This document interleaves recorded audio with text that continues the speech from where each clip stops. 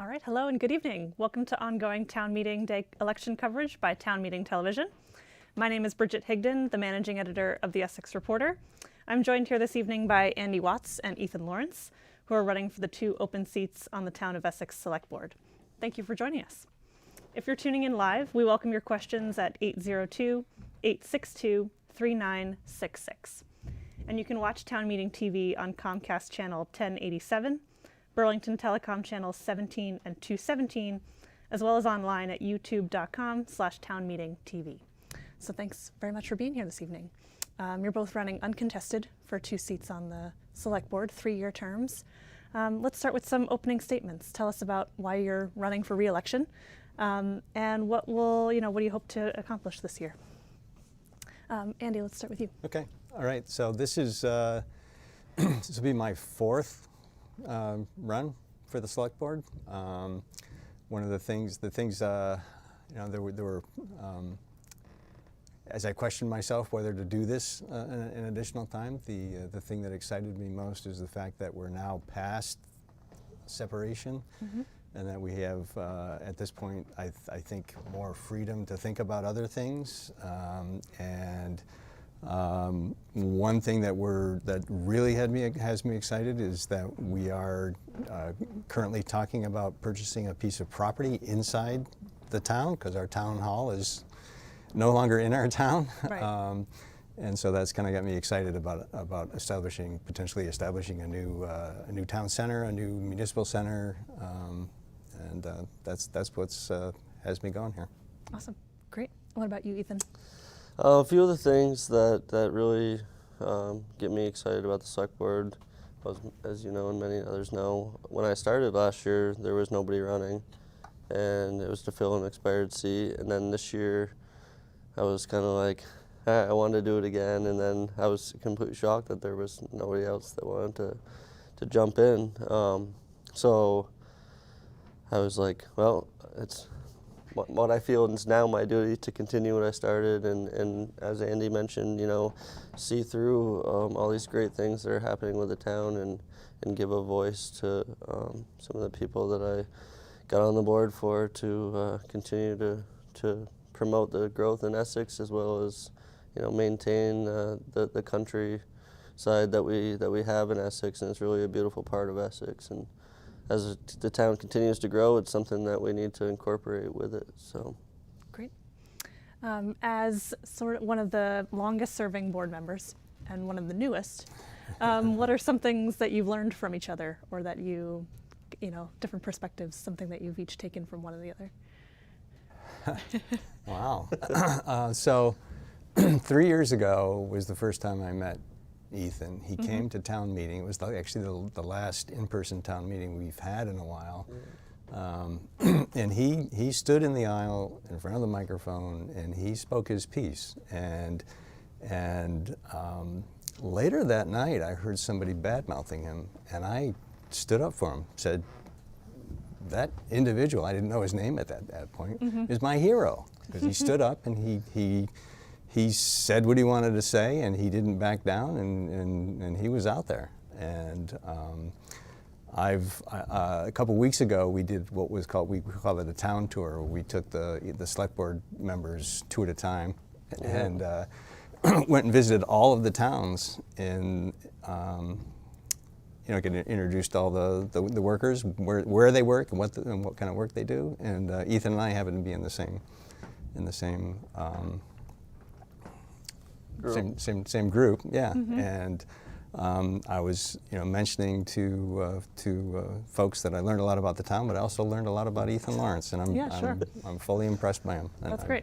So, yeah. Yeah. What about you, Ethan? What have you learned from Andy? I was glad he mentioned that, because I was going to say that. That was when we had our tour of the facilities. I was sitting in the back of the room in my head, and I'm thinking, if there's one person that I'm going to go on this tour with, it's going to be Andy, because he's been around the longest, and he has a huge wealth of knowledge. Coming onto the board, I wasn't particularly ever involved in politics, other than when I bought my home in Essex and started paying taxes. I was like, I need to be involved. Yeah. So, but I mean, he's an open book, and if there's any questions or anything, I'm always able to reach out, and I really appreciate that from him. So. Awesome. Very nice. Great. Well, we'll go on to the budget here, which of course is a big item on the ballot. It's a $15.4 million budget, which overall is a decrease from last year, but it's an increase for residents because of separation. So I'm going to assume that you both support it because you have put it together.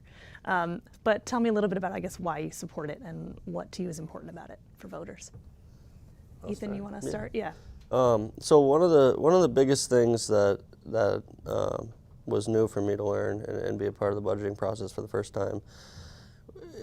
The town has a system that's in place and from before the separation.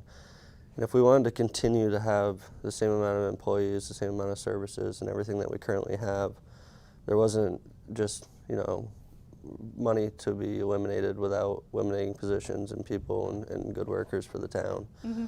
So, and I've had this conversation with quite a few people. One of the things that really stuck with me was that every $100,000 was a percentage.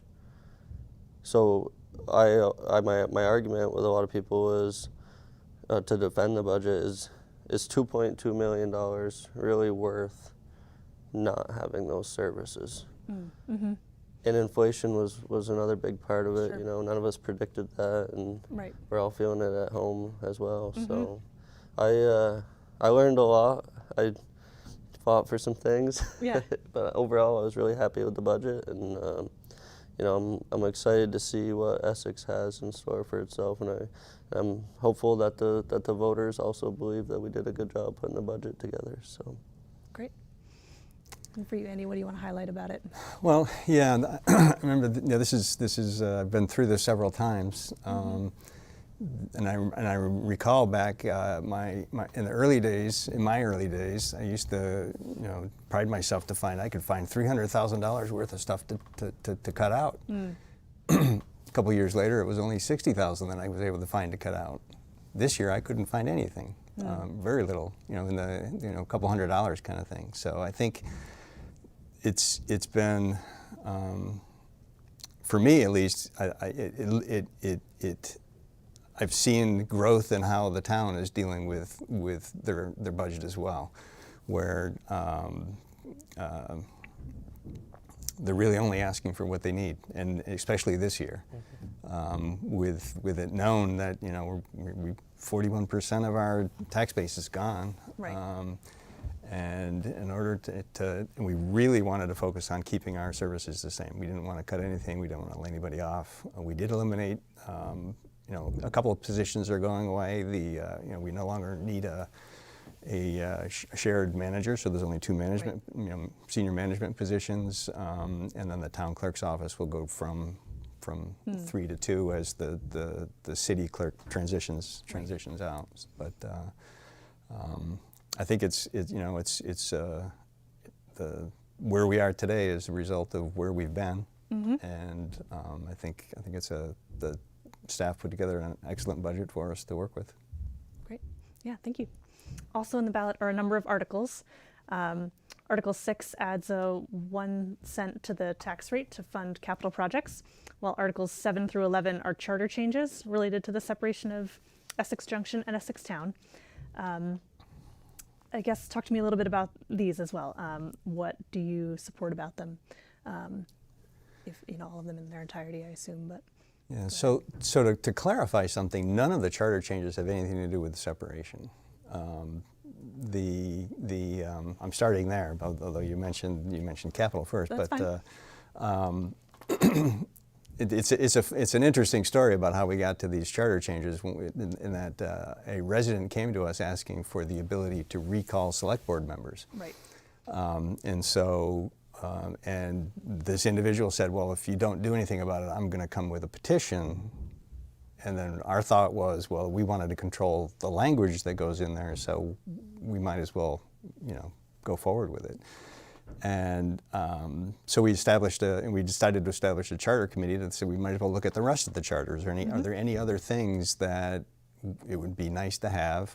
A recommendation that they were given was to go out to the Vermont League of Cities and Towns. They kind of have a, it's not really a catalog, but an intern several years ago documented all of the things that are unique in that are in charters that we might want to pick and choose what we want. Sure. And so the charter committee came back with a raft of ideas. There were like 11 policy initiatives, and we didn't think that we could do a fair job of vetting those in the time we had, because they came to us December 6th, and we needed to finalize the town meeting warning by the end of January. Yeah. And so we whittled it down to the 5 that seemed most important to select board members and to those who came and presented, that were, provided public input at the meeting.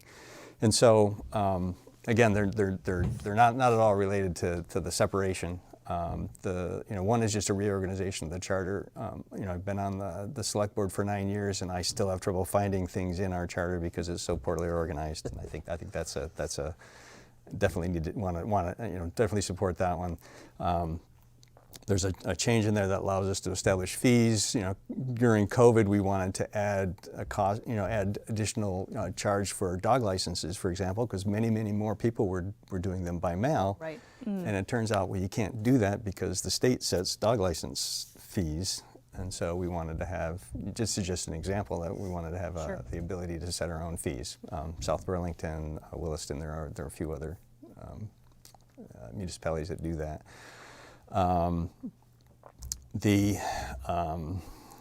Then there's the just cause eviction. That one has a lot of history behind it.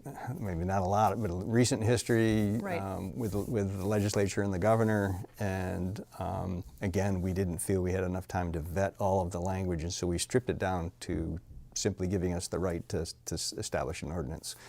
And we'll have all the hard discussion later when we actually work on establishing the ordinance. The recall provision, one of the controversial things around that one is how many people it takes to actually recall someone. The select board felt very strongly that you needed to have at least the same number of people recalling somebody as voted for voted in the election where they were elected. And so there is actually somebody, the person who came to us asking for it is now campaigning against it because of that provision. I'm trying to remember what else we have in there. The DRB. Oh, the transition from a zoning board to a development review board. Many towns have gone to that model. We've talked about it for years. It was delayed by discussions about consolidation and about merger and then into separation. And so we're finally at the point we want to do it. And then the controversy goes out, well, how quickly can we do it? And so I definitely support that. I think, staff recommends it. And I do support that one too. Is that all 5 of them?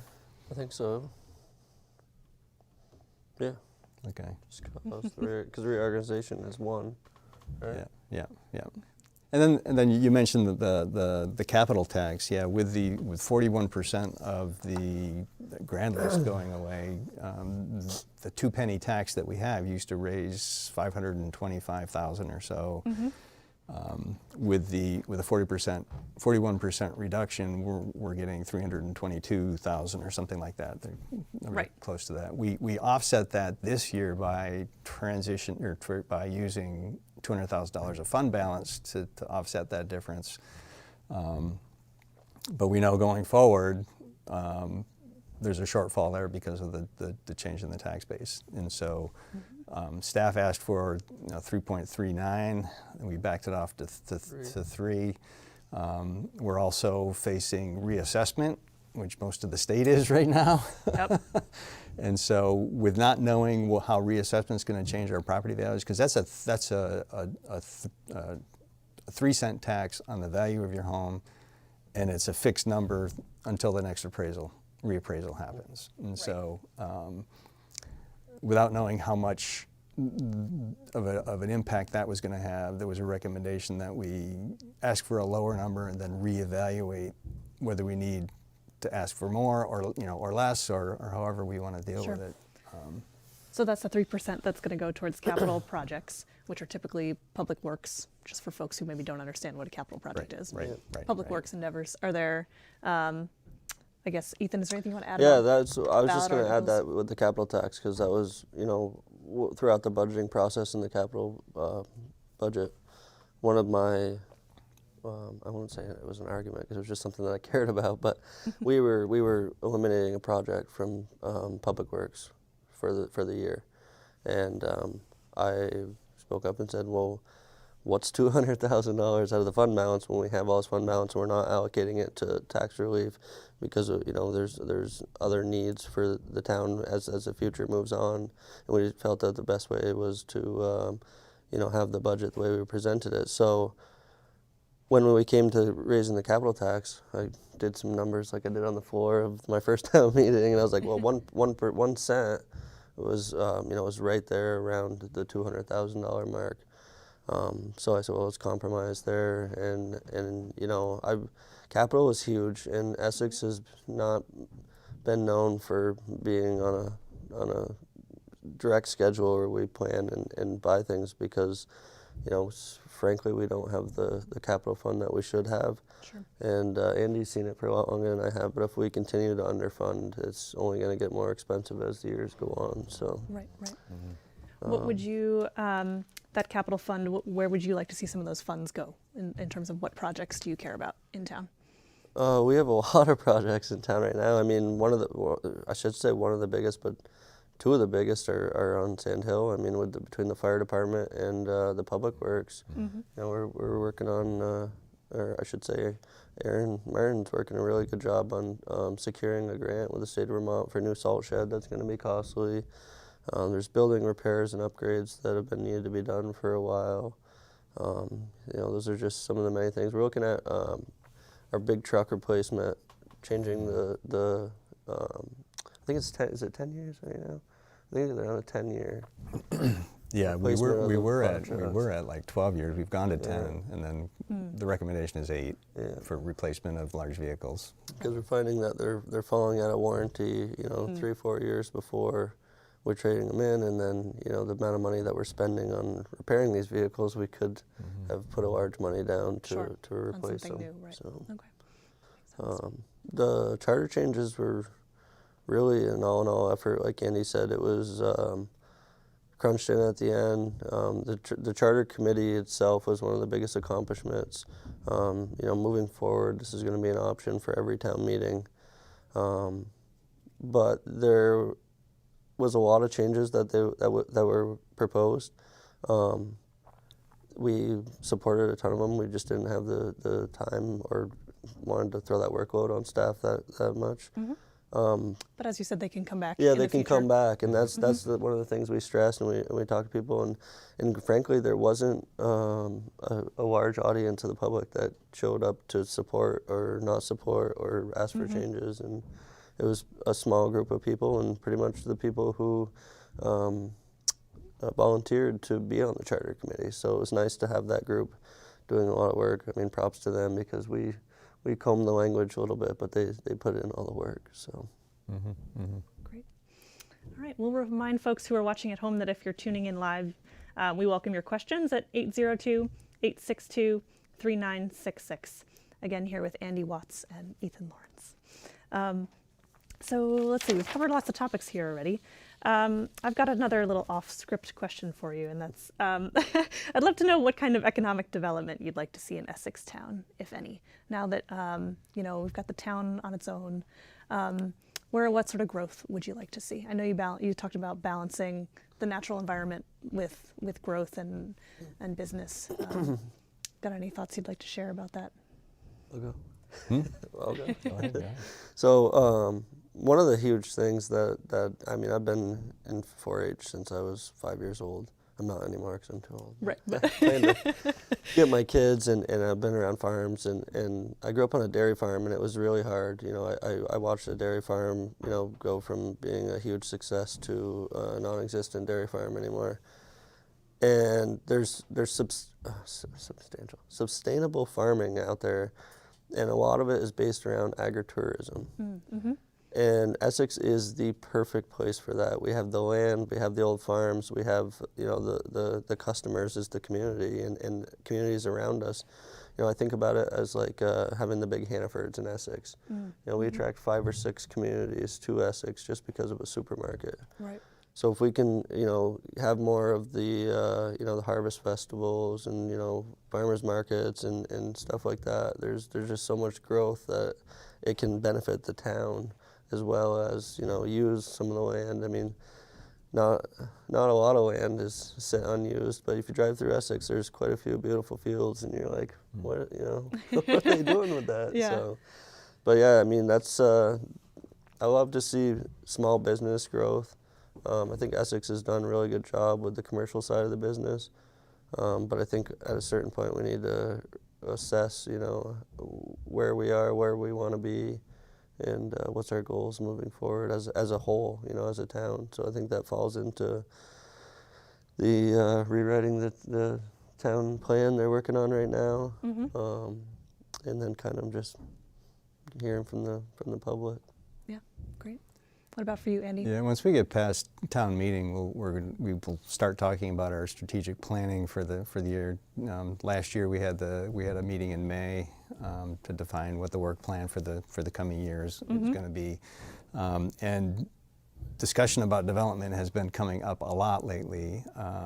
Some of it's around the switch from a zoning board to a development review board. Some of it's around climate change issues. Do we want to, try to focus on, more, green or sustainable industries? I don't have any thoughts about what that would be, or right, just possibilities. Sure.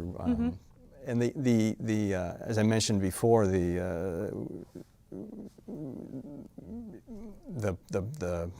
developing a new municipal center, I think that could be a center of establishing or expanding a walkable area of town where some of these small businesses could come in. And I raised 3 boys in Essex, and none of them live here anymore, and they all talk about how great it is to leave their apartment.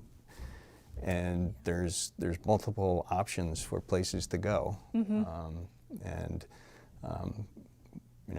we're not the same population densities of Seattle or Boston, but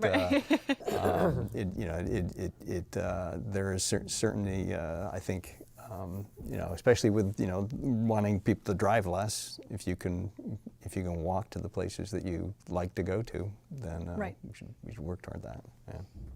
Great. And you both sort of mentioned here in this last segment about getting community engagement and hearing from the public, whether that's through this town plan process or other ways. And I know that's something that something that the Select Board has discussed recently, is like, how do we get more community engagement? How do we get people to attend meetings? Have you come up with any good answers to that yet? I know it's not just something Essex is facing. It's I think we're running out of options. I mean, we've done everything online. They just started out the newsletter. I reach out to people that I talk with frequently, and every time I see people, I tell them to tell their neighbors, hey, this is going on. And right. We hear this sometimes outroar on Facebook, and then on Monday night at 6:30, there's the same 5 people in the room and 3 people on the Zoom, and right. It's really hard because we want to hear from everybody, and now I think our most successful tactic has been translating those comments and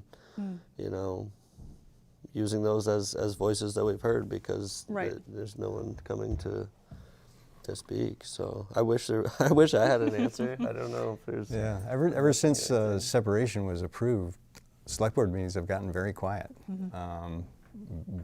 Very few people are coming. We often hear the same voices, and I don't know. The town plan process.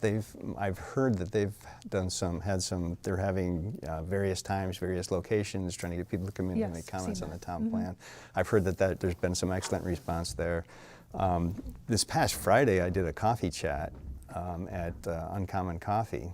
And it was, centered around the town meeting items.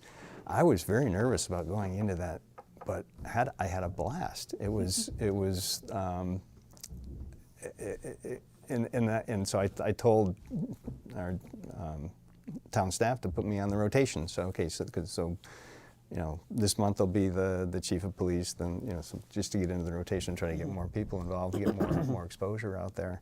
But I guess the other thing I neglected to say, that I mentioned to say when we're talking about, when I ask people why they're not coming to the select board meetings, the thing I hear is from many people is they think we're doing a good job, and so they trust us to be doing what we need to be doing.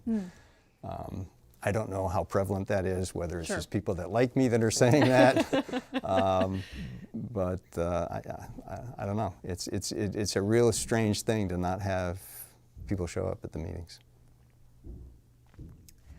Absolutely. Let's see, we've got a couple minutes here. We've covered already quite a bit. All right, 3 minutes. Would you like to just give some closing statements here in the last couple of minutes? Final things that you want to touch on that you haven't yet? Trying to think. I'd encourage everybody to come to the town meeting. It's going to be at the experience. The town meeting will be 6 o'clock. Town meeting at 7:30. 7:30. Yeah, the meeting itself is at 7. Our charter defines that. That's right. It is late. It has to start at 7:30. I didn't sign it. Yeah, 6 o'clock. But at 6 o'clock, the town staff will be there. That's what we're doing.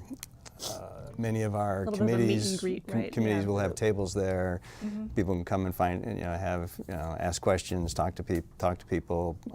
Hopefully volunteer for something. It'll be like the old town meeting at the high school, but no dinner. You can get popcorn. No, we're gonna have. Yeah, we're gonna have free popcorn. Movie theater popcorn. Yes. Nice. Fun. So yeah, and I encourage people to show up early, because one of the things that often is a frustration is you get to 7:30 and people are still in line trying to get checked in, and so that's something that people should be cognizant of, that you need to show up a little bit early to get through the check-in process. There is a I don't know the right word to say this, but the proposed 4-vote. Right. So we're going to be proposing that we have to do it as a 4-vote because the way that it's written, but we're proposing to move all future business to Australian ballot. So that'll be a 4-vote, and then the only other thing that could be voted on the floor would be somebody could change the because we put that on the ballot, there's so that can't no be change. done now. Anything that's on the ballot can't be changed. So there's two questions. One is accepting the reports of the officers, and then the other is moving all town business to Australian ballot. It's an interesting thing, because I think it was 3 years ago, we voted to move the ballot to Australian. Right. The budget, yeah. To the budget to Australian ballot, without thinking about the fact that only moved the budget. Right. And it kind of came to light when the legislature was talking about whether to extend the ability for municipalities to have remote town meeting. They explicitly said you cannot have a ballot vote asking the question whether or not to move all business to the ballot. It has to be a floor vote. And so that's why we're doing that vote this time. Now, yeah. And an important thing to note, though, is that you can watch town meeting from home, but you cannot participate. You can't ask questions. You can't vote. And so if you want to vote on the question of whether things should go to the ballot, you need to be in the meeting. So it's not a hybrid meeting. It's in the sense that you can't participate from home. Right. Just Yeah. wanted to make that That's clear, great for people to know. because the Sure. last 2 years, that's how we've operated, Okay. just that you've had the ability to comment from home. No votes, but this time, because there's a vote, Sure. it has to be, you have to be there in person. Well, great. Thank you both so much for your time. This has been a great conversation. Hopefully it was helpful for voters and viewers. Thank you for tuning into Town Meeting TV's ongoing coverage of local candidates, local budgets, and ballot items. You can find this and more forums at www.ch17.tv. Again, my name is Bridget Higdon, editor of the Essex Reporter, here here with Andy Watts and Ethan Lawrence running for Essex Town Select Board. Don't forget to vote on or before March 7th. Polls are open from 7 a.m. to 7 p.m. Thank you for watching and sharing Town Meeting TV. Have a good night.